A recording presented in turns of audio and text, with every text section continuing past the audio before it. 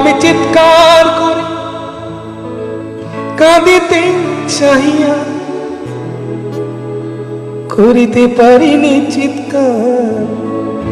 আমি চিৎকার করে কাঁদিতে চাহিয়া করিতে পারিনি চিৎকার। বুকের ব্যথা বুকে চাপায় নিজেকে দিয়েছি ধিক্কার। কতটুকু অশ্রু গড়ালে হৃদয় জলে সিক্ত, কত প্রদীপ শিখা জ্বালালে জীবন আলোয় উদ্দীপ্ত।